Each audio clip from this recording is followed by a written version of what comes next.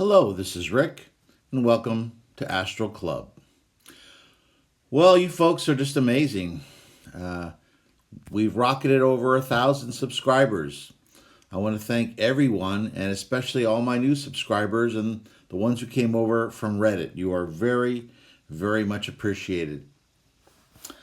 I promised that once we hit 1,000, I would do something a little special, and I'm going to share with you a visit, a story, a trip that I have never shared before. All I've ever done is drop some hints before on Reddit and YouTube, but this is the first time the entire story is going to be told. I had to dig up my journal notes that I made when I returned from this journey, but I had to flesh them out and I had to write it all down because it was such an in-depth experience for me. And I think you're going to find it interesting. So, without further ado, I'm going to tell you about my visit to planet Amphibia. I left my body and soared above the earth. Hovering in the blackness between the moon and earth, I decided to try my luck with an outer space astral journey. I'd been projecting throughout the galaxy at random over the last several months and had visited a handful of stars and solar systems. Every star I had visited had planets, although I noticed that many had large gas giants closer to their parent sun, with the rocky planets coming afterwards. I'm sure this fact might be of interest to astronomers, but it meant nothing to me. Perhaps our solar system, with the rocky Mercury, Venus, Earth, and Mars located in the inner solar system, had developed in a different way than these alien systems had. The rocky planets I visited, unfortunately, were lifeless. These dead space rocks were either in a deep freeze or lava-covered wastelands. I had located an ocean on one planet, but frequent steaming geysers rising above the water on my exploratory low approaches revealed temperatures that were probably too hot to sustain any sort of advanced life. While my deep space travels were interesting, and I kept detailed notes following each trip, I knew I needed to find life to truly keep my interest level high, enough to sustain future astral projections into the deep void of space. On this trip, I decided not to pick a star at random for visitation, as I had previously, but to extend my consciousness outwards to locate life. In moments, I began to get signals, not radio impulses, but the astral radiation that is emitted by life, and most especially intelligent life. Hundreds and perhaps thousands of planets with simple life to sophisticated civilization beamed into my extended astral senses. The din grew to the volume and pressure of a rock concert, threatening to overwhelm me. I latched onto one thread of light that comforted me and immediately severed my link with the other candidates to preserve my sanity. With my internal peace restored, I hurled myself along the light path chosen. After a moment of unconsciousness, I found myself hovering above a rocky planet in a binary star system. Flying closer, I observed 3 large land masses adrift in a universal ocean. One of the continents was covered in ice, while the other 2, hovering in the center of the world, had greenery, lakes, and forests. Far below me on the coasts, I saw signs of habitation, signaling intelligent life. I felt a desire to introduce myself to this civilization, but knew my status as an astral spirit precluded my being seen by these alien inhabitants. To solve this dilemma, I hit upon a technique I had used successfully on Earth. If I wanted to interact with physical people, I had to project into the future. Doing so invariably allowed future residents of Earth to see, touch, and communicate with me in a way impossible in my typical ghostly astral state. The decision made, I willed myself 2,000 years into the future of this world. Once more, I lost consciousness. I awoke hovering a few thousand feet above the planet. My first thought was it appeared drier than it had previously. However, given the relatively short time jump, seasonal differences could easily account for the lesser greenery I now beheld. I flew onwards until I sighted a small town on the shore of the ocean. Below me, I estimated, was a home of some thousands of alien beings. As I descended, a giant obsidian amphitheater stood proudly in the center of town, fed by spokes that on closer examination were deep troughs of hard-baked clay. I theorized they might be roads of some kind that led to this central marketplace. From my elevated perch, I could see they extended for many miles into a snow-capped mountain range. I gently descended into a marketplace center filled with tables of greenery and seafood to see what sort of reception I could expect. The overwhelming welcome I received shocked me. The 3 to 5 feet, that's 1 to about 1.5 meters, tall residents mobbed me, gently stroking my now solid astral body. While I couldn't feel their touch, as I had no nerves to relay that tactile data, I could sense their mild surprise, but very evident goodwill directed towards me. I felt shame at how different the reception of Earth people to such an unexpected alien visitation might be.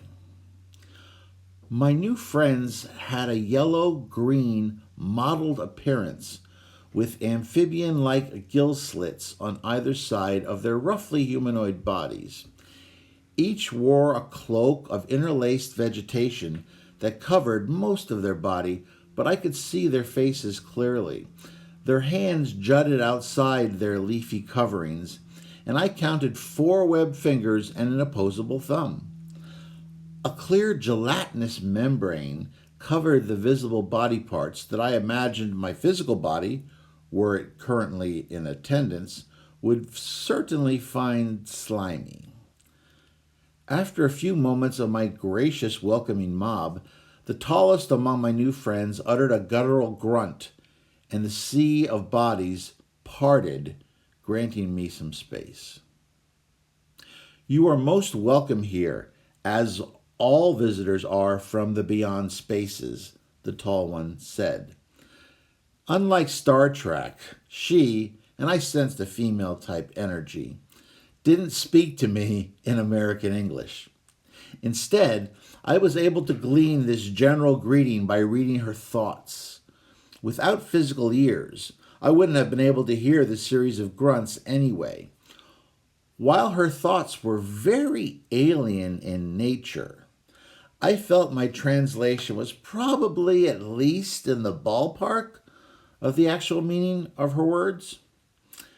As these words sank in further, I realized that I wasn't the first visitor here. I wondered if others from Earth might have reached here as well, as I had progressed into the future. I must admit to a mild disappointment that I couldn't make the claim of being the Neil Armstrong here, but more like the second Buzz Aldrin. I beamed my own greeting and thanked them for their lovely welcome after my long trip. "You are invited to attend our festival that is approaching at the coming of the dawn. Until that time, you must come to my cavern as my guest. she announced. With that, she turned to lead the way, and a few of the smaller aliens, who I assumed were children, took my hands and arms and led me along behind my new host. The path from the marketplace was a mixture of sand, stone, and gravel. Lining the sides were trees with scaly bark and sprouting greenery that reached directly upwards into the sky. All in all, I imagined ancient Egypt might be the best analog for what I was seeing scenery and technology-wise. Of course, the pharaohs didn't have gills, and there weren't two suns beaming their hot rays from two different horizons onto the pyramids. Home was a large igloo-like structure made from sun-baked reddish clay. A small covered antechamber led to where a door should be. My host and several of her children who had accompanied me began to abruptly disrobe. I sensed no shame in their sudden nakedness. In fact, a wave of relief of discarding a burden washed over their conscious minds. They looked at me briefly, expecting me to likewise disrobe, but I beamed that I preferred to maintain my current state of dress. With a slight shrug, my hostess reached forward to part a membrane, allowing us to enter the cavern proper. Inside, I found a large central room that appeared much like an artfully constructed Japanese garden with a large, shallow central pool. Surrounding the pool were sandstone rocks arranged in a rough semicircle. Along the periphery of the round chamber were glowing rocks that supplied a pleasant level of light to the relaxing atmosphere. My new friends displayed their amphibian nature, and they glided into the pool without a single splash or ripple. Each stayed under the water for at least 10 minutes or so before returning to the surface. I judged the actual depth of the water to be approximately 12 feet, about 3.5 meters. If the water hadn't been so shallow and the calmness of the proceedings so complete, I would have dived underwater to act as a lifeguard to assist these drowning victims. However, it became obvious as I stared down into the pool that the rhythmic movement of their gills proved that they were in no danger of drowning. In fact, I soon noticed that I was being waved into the water by all and sundry as they frolicked along the bottom. Not to be a bad guest, I lowered myself into the pool as gently as I could and swam to them at the bottom. Some of the children found my entry a bit clumsy, and a low murmur reverberated throughout the water that felt like laughter. I smiled back, but a look from my female host abruptly stifled the vibrations. She touched my neck as she looked for gills that disappeared from our human evolutionary line long ago. With a look of puzzlement, she pondered how I could breathe in the pool without gills. I beamed to her that I was a traveler who was using a type of projected energy body to visit her lovely planet. As such, I didn't require oxygen, food, or water to live.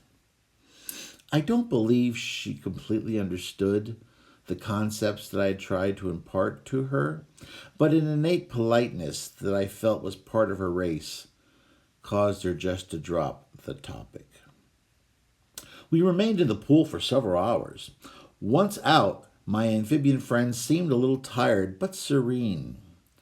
The children and I reclined on the rocks next to the pool, soaking in the heat and light from the glowing rocks, while my host disappeared into an adjoining room. When she reappeared, she was carrying a clay bowl of shellfish and greens.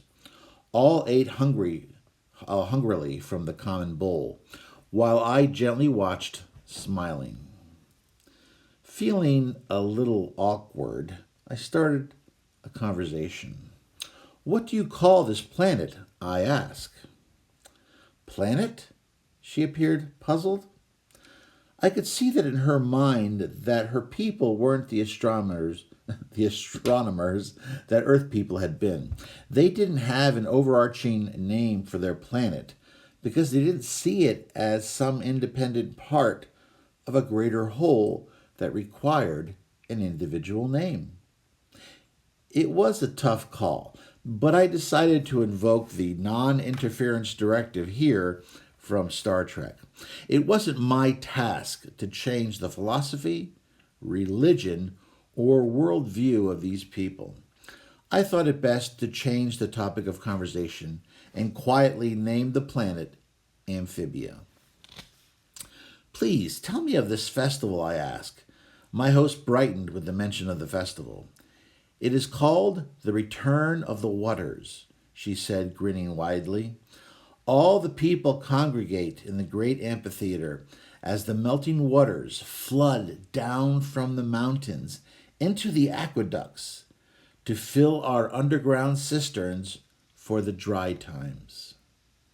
There are games of swimming, hunting, fishing, and proof of bravery and courage. When the blessing of the monsoon rains occur, the festival culminates with the coming of the rains and the joining of the people. The above was my best English version of what she telepathically shared with me. But I couldn't help but feel like a kid watching a cartoon movie when the adults started laughing for no apparent reason. At any rate, this festival seemed like an important event to witness firsthand. Following dinner, my new friends wished me a pleasant night's rest. Before retiring, though, one of the children took me to her small room to show it to me.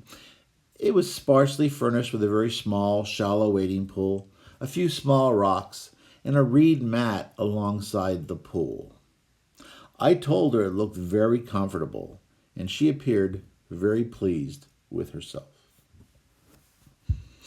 In the morning, the family bustled about preparing for the festival.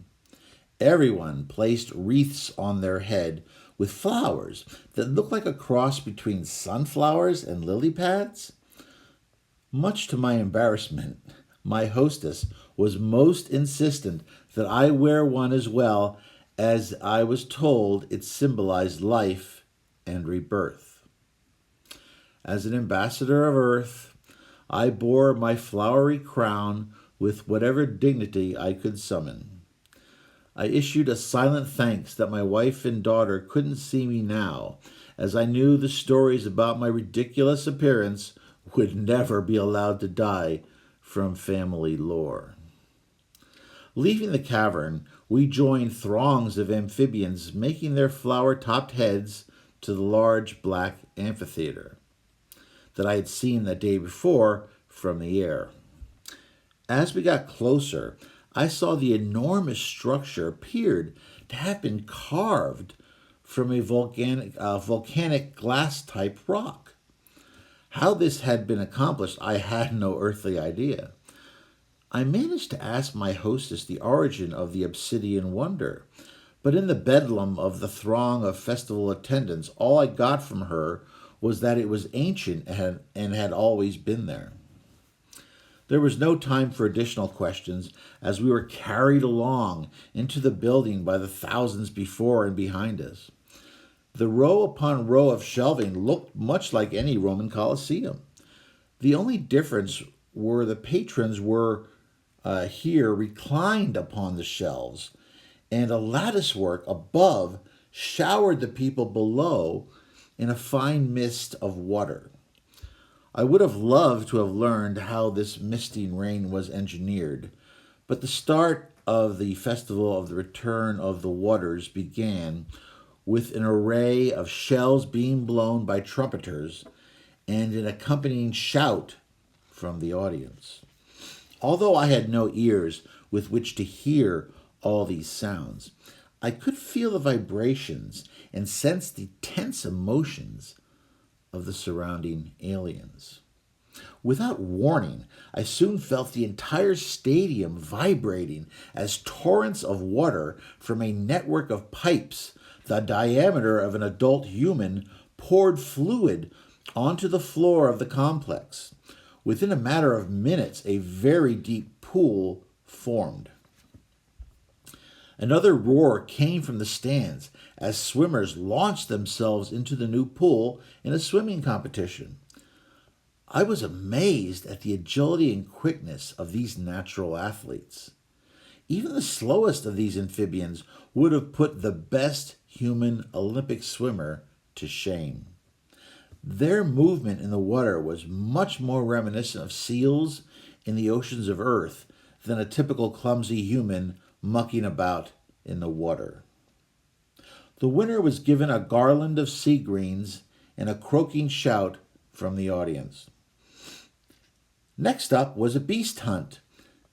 Giant eels with sharp fangs were released into the waters from some trapdoor. The beasts swam rapidly and were about twice the length of my alien allies. I showed visible fear as I watched about 10 of the former swimming contestants leap into the now toothy waters with nothing but a sharpened spear apiece. My hostess was reclining nearby, placed her hand upon my shoulder to comfort me. However, I needn't have worried. Although one of the hunters had been bitten by the sharp-toothed monsters on the shoulder, all were successful in killing the eels. I assumed the test of bravery was up next, when a beast that looked like a nightmarish cross between a shark and a crocodile glided darkly into the arena pool. The creature had to be every bit of 20 feet, 6 meters long. I watched in horror once again as a single amphibian dove into the pool with nothing but an obsidian knife. As he entered the water, the creature sensed his presence immediately and turned about to attack him. The alien hovered in the water, awaiting its arrival. At the last moment, when I thought all was lost, the brave amphibian rotated his body in a whirl of motion onto the back of the animal.